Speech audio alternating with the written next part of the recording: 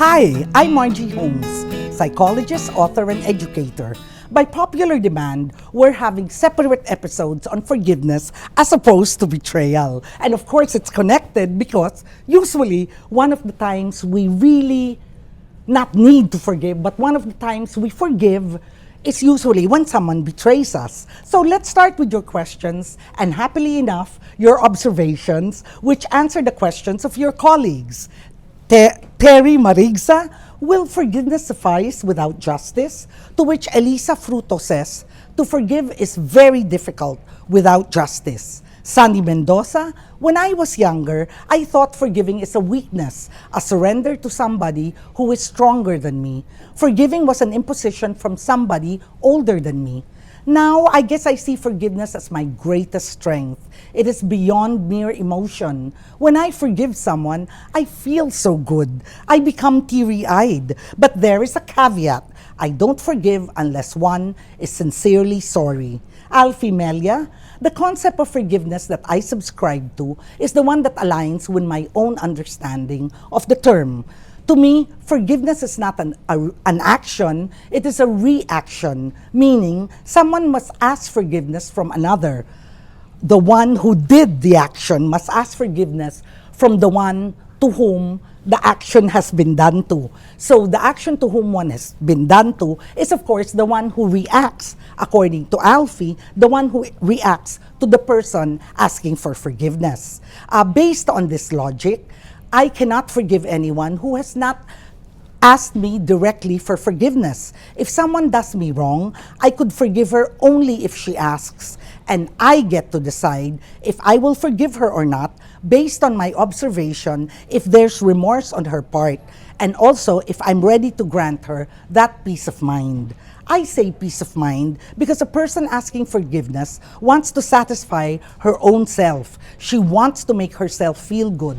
She wants to cleanse herself of the burden of guilt, so she wants absolution from the person whom she has wronged. To ask forgiveness is therefore basically a self-serving action.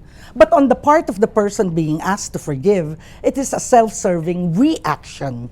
When he decides to forgive, it means the pain he felt is already gone and does not affect him anymore. So he's now ready to forgive or to give the reaction of forgiveness.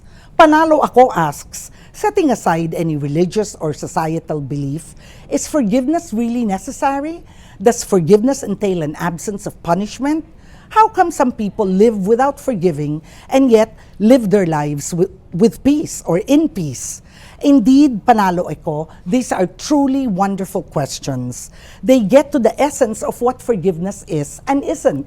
Happily enough, we have many colleagues who serendipitously answered your questions when sharing their own thoughts on forgiveness. Evangeline Sangalang, I don't get the concept. Forgive means zero penalty. Offender is absolved of the crime. I say, let the offender pay and feel the consequences of his actions. Forgiving is not a prerequisite for moving on. Neither is forgetting. Says Miliado says, in the context of relationships, I find that self-forgiveness is sometimes more essential and oftentimes more difficult. That is, I forgive myself for giving permission to that person, even though for giving permission to that person for entering my life. To which Evangeline Sangalang responds, I think Seth raised a crucial point. Who do we forgive? The other person or myself for being, in quotes, stupid and trusting? Ergo, myself because I opened myself to being vulnerable.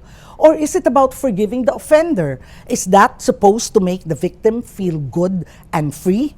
I can be over the feeling, can feel empowered, and really move on without giving up my right to seek justice. Well, that's it for today. Jump into the discussion below, send me your questions and comments, and also suggestions for future episodes on Facebook, tweet using the hashtag AskMargie, or send an email to askmargie@rappler.com. See you next week.